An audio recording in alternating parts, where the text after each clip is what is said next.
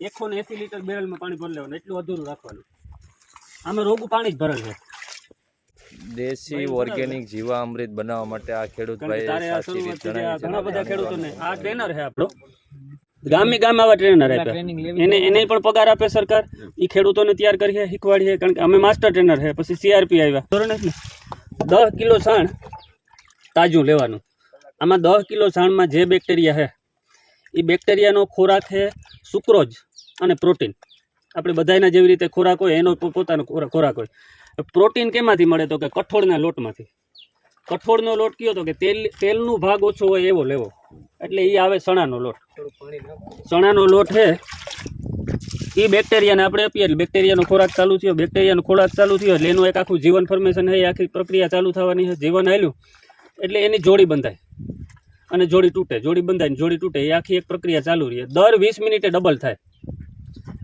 વૈજ્ઞાનિક જે રિસર્ચ થયું, જે લેબોરેટરી જુનાગઢ યુનિવર્સિટીએ પણ કીધું, બીજી બધી કીધું કે 1 ગ્રામ ગાયના છાણમાં 300 કરોડ જીવાણુ હોય. તો વિચાર કરો, આ 10 કિલો છાણ છે તો કેટલા છે? અને એ 10 કિલો છાણ છે એને આપણે ખોરાક આપે ને 5 દિવસ બેરલમાં રાખવું, દર 20 મિનિટે ડબલ થાય.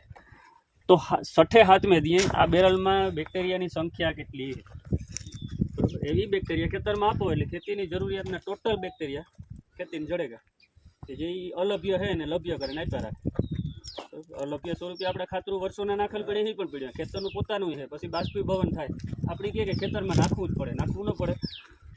ભાદરવાનો ધોમ તડકો હોય ને ત્યારે હાવ હુકાઈ ગયેલ ખેતર હોય ત્યારે તમારે હુકલ કૂસો ખેતરમાં ઢાંકે આવો. આપણા ઘરાય હુકાઈ જતા હોય એવી સ્થિતિ હોય ત્યારે એક કૂસો ખેતરમાં ઢાંકે આવો. બીજે દિવસે છે ને કૂસો હટાડજો, ત્યાં ભેજ આવે કોઈ જાય, બરાબર. કારણ કે પ્રકૃતિને જેટલું ઉપરથી આપે ને એટલું કોઈની કોઈ રીતે પ્રકૃતિ પાછું લે. ઉપરથી જે મેળવી હોય કોઈની કોઈ રીતે પાછું લે. એટલે આ બાષ્પીભવનથી પણ ઉપર જાય. એવા આપણે કોઈ પણ અમુક ખેતર હોય ને જેમાં ક્ષારનું પ્રમાણ વધે હોય ને એમાં કહે કે ભાઈ આ ખેતર ઢકાય ને ત્યાં સુધી મોલ નીકળે ને, ખેતર ઢકાય ને મોલ નીકળે ને એનું કારણ એ કે ઓલું જે ઉડે જાય ને એની ઢાંકી, એટલે હેઠથી આવે, બધા તત્વો હેઠથી આવે, પણ એ અલભ્ય સ્વરૂપે હોય. એને લભ્ય કરવાનું કામ આ બેક્ટેરિયા કરી. હાલભાઈ એવી હાલી આવો દે.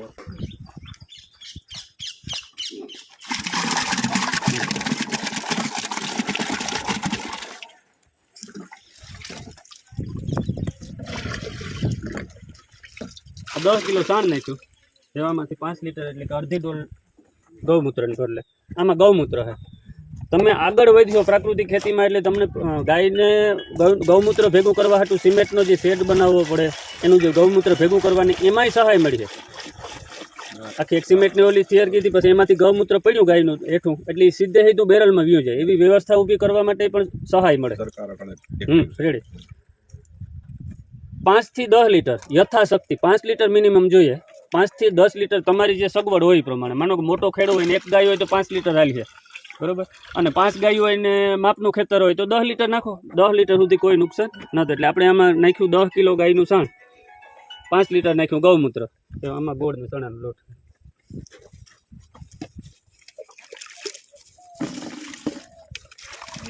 આ સમજાવતા કરીએ એટલે બાકી બધી આખી આ પ્રક્રિયા છે ને એ ટોટલ હાવ નિરાયથી એક જ જણો કરે તો 12 થી 13 મિનિટ થાય એક બેરલ તૈયાર કરતા, બરોબર, આખા દિવસમાં. હા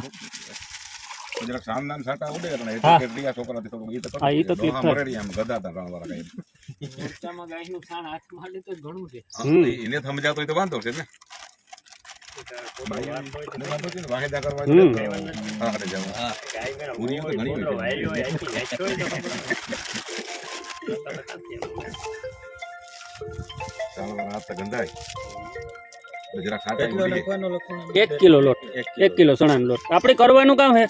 આ તો લઈ આવ્યો તાત્કાલિક માટે. આપણે દર વર્ષે 2 થી 3 હાર્યું ચણાની ઘરે જવાની. ગોર હું વેચાતો લેવ્યો, અટાણે મારું આરહ હતું અને થોડુંક આરહમાં જાય મારે ઓલો સિસુડાના સુધારવા બાબતમાં. એટલી નકર હેરડી વાવી દો, હેરડીનો રસ 2 લીટર નાખી દો એટલે ગોળ લેવાની જરૂર નથી. તમારે ત્યાં સિક્કું હોય, કોઈ નથી ખાતું, વરવાંગડા પાડી નાખે, પકવે નાખો, સિક્કુનો કાંદો નાખી દો, આમાં ઘર લેવાની જરૂર નથી. સુક્રોજ આપવાનો છે. ગોળમાં તો હજી કેમિકલ આવે, સિક્કું હે, ફ્રૂટ હે, કેરા હે, બધું હાલે. તમે કોઈ પણ જાતની મીઠી વસ્તુ આમાં આપો, બરોબર, તો ગોળ લેવાની કઈ જરૂર નથી.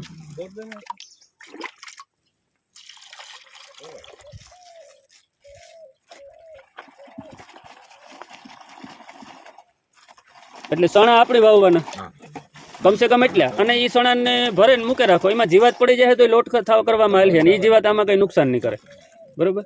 પછી તમે જીવામૃત બનાવતા થાવ ને, એક એક ફેર બનાવી લ્યો ને, તાર કીજો એના ભેગું તમને ગૌ અમૃતમ બેક્ટેરિયાનું કલ્ચર આપી એમાંથી. એ એક જાતના બેક્ટેરિયા જ છે. એમાં ગાયની છાશ અને ગોળ બે જ વસ્તુ આપવાની છે. એમાં કોઈ ટાઈમ લિમિટ નથી. કદાચ મહિનો દિવસ સુધી તમારે વાપરવાનું ન થયું તો મહિને દિવસે ખાલી છાશ અને ગોળ જ આપી દેવાનો, બરોબર. એટલે એ વધારાનું ભેગું વાપરજો ગૌ અમૃતમ બેક્ટેરિયા. એ એક જ વખત મારા પાસે કલ્ચર લેવા આવવું પડે, પછી જ્યારે થાય કે વાપરવું ત્યારે 20 લીટર રાખી દેવાનું, બાકીનું પાણી ભરે એમાં ખોરાક આપી દેવાનો. પણ પહેલાં જીવામૃત શરૂઆત કરો.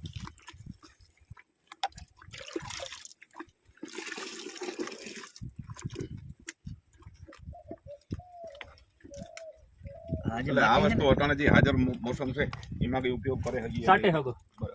આનો છંટકાવ કરશો તો ફૂગમાં રાહત કરે છે, વૃદ્ધિમાં ફાયદો કરે, બરોબર. પછી વૃદ્ધિ માટેનું આ જે જીવામૃત છે એનું તમે 500 ગ્રામથી લે અને 2 લીટર 2.5 લીટર સુધી પંપમાં નાખીને છંટકાવ કરે છે. એની તમને રિઝલ્ટ 3 થી 4 દિવસમાં દેખાય. આમાં આપ્યો ખેતરમાં તો તમને 1.5-2 મહિના વપરાશ થાય ને પછી તમને રિઝલ્ટ આવતું થઈ જાય. તમને એ થાય કે ભાઈ આનો વૃદ્ધિનો આ કૂતો એટલો હતો એ એટલો હોય. પાણીની ઘટ પડતી હતી, બપોરે હુકાતું હતું એ એટલે દી હુકાય. જમીન કડક ઉતી કે ઓલી ઉતી તો એમાં ફેર પડી. એ બધા તમારી નજર સામે દેખાય, પણ ધીરે ધીરે રિઝલ્ટ મળે. કારણ કે વર્ષોનું બગાડેલ છે ને આપણે તરત કામ કરે બધી. એટલે તરત ડેવલપ ન થાય. એક પાકમાં 2 વખત ઓછામાં ઓછું આપો, પાણી આપો તો બેસ્ટ છે.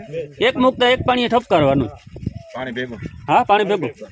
અને માનો કે કદાચ ભૂલ થઈને આ બેરલ બનાવ્યું તમે અને આને આ ઠલવાઈ ગયું તો આ ઝીણામાં ઝીણો છોડવો હોય ને એ પણ એને નુકસાન નહીં થાય, બરોબર. એટલે આનું કોઈ નુકસાન નથી. પણ હા, નાનો પાક હોય 25 દિવસથી નાનો હોય, આ ચણાનો લોટ અને ગોળ, 1 કિલો ચણાનો લોટ અને 1 કિલો ગોળ, તો શરૂઆતમાં મર્યાદા રાખવાની. મર્યાદા સાણને કારણે નથી રાખવાની.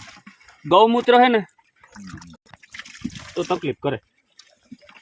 એવામાં આપણી સાણ આપ્યું, સાણમાં બેક્ટેરિયા બધા ઉતા જ, છતાંય માનો કે અમુક ઘટે તો વડલાના કે ઝાડવાના થડની કે હેઠાપારાની માટી કે જ્યાં આપણે કોઈ દવા છાંટવા જવાનું થતું ન હોય એ હેઠાપારાની માટી લેવે